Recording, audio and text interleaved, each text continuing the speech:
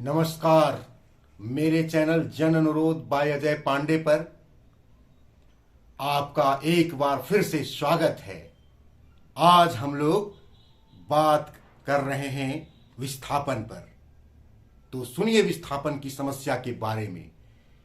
एक टीस है विस्थापन, एक दर्द है विस्थापन, एक पीड़ा है विस्थापन। घर द्वार जमीन जायदाद सब कुछ छोड़कर जाने का मजबूरी है विस्थापन।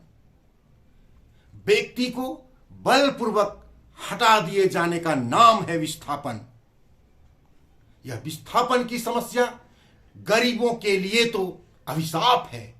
यह कष्टकारक परिस्थिति विकराल और असहनीय हो जाती है। आप ये जानकर हैरान होंगे कि हमारे देश में बाढ़, सूखा, तूफान आदि से भी कभी कभी लोगों को घर छोड़कर जाना पड़ता है। कभी कभी राजनीतिक हिंसा से भी परेशानी बढ़ जाती है। इन सब से बढ़कर कष्टदायी है जीवन का दृश्य तब सामने आता है, उभरता है, जब बड़ी बड़ी कंपनियों के लिए जमीन अधिग्रहित किया जाता है। जरा सोचिए, जमीन जैसी अचल संपत्ति जो दादा परदादा जैसे पुरखों से होकर पीढ़ी दर पीढ़ी आने वाले अनंत पुश्तों तक, आने वाले कई पुश्तों तक हमारी होती है, इसे सरकारी एवं गैर सरकारी कंपनियां बलपूर्वक कब्जा कर लेती है, बलपूर्वक कब्जा करती है और वह सफल हो जाती है।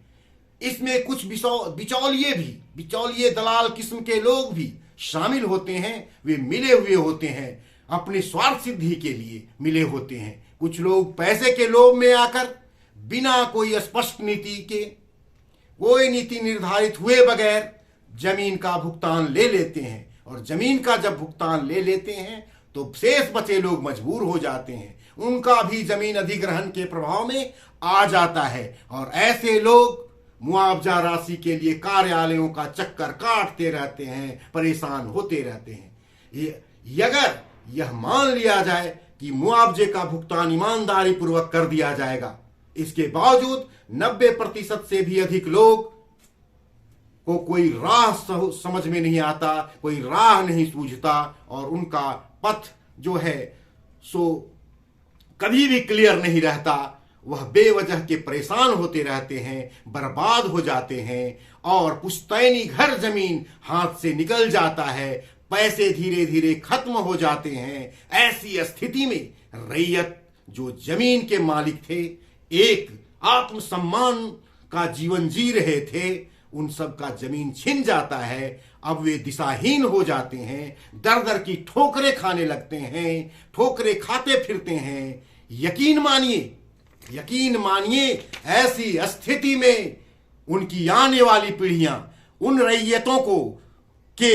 रैयत विस्थापितों के आने वाली पीढ़ियां दूसरे के घरों में दाई और घरेलू नौकर की तरह कार्य करते हैं। ऐसी स्थिति में वे बहुत ही मजबूर और विवश होते हैं। ऐसी व्यवस्था का दृश्य पूर्व में विस्थापितों, प्रभावितों को देखा जा सकता है। दूसरे जगहों पर जहां विस्थापित प्रभावित हुए हैं, वैसे जगहों में ऐसे दृश्य को देखा जा सकता है जहां के स्थानीय लोग, रैयत लोग जो बेघर हो गए, जिनकी जमीन छिन गई, वे दाई और नौकर के काम करते हैं। उनकी आने वाली पीढ़ियां गरीबी में गुजर बसर करने को विवश होती है। उनका जीवन यापन का स्तर निम्न हो जाता है।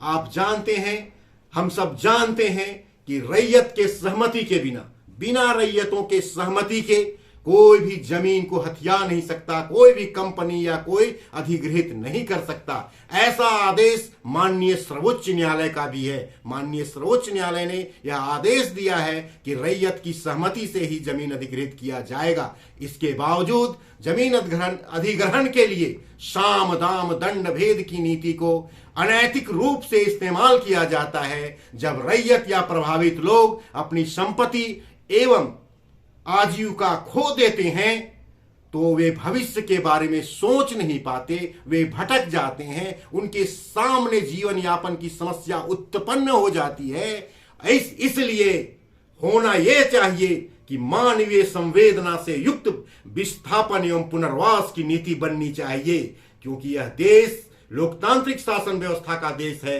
यहां सबका समान अधिकार है, सबको बराबर का दर्जा प्राप्त है। ऐसे में शासन प्रशासन की नीतियां लोक कल्याणकारी होनी चाहिए, मानव हित में होना चाहिए, जनहित में होना चाहिए, राष्ट्र हित में होना चाहिए। जय हिंद।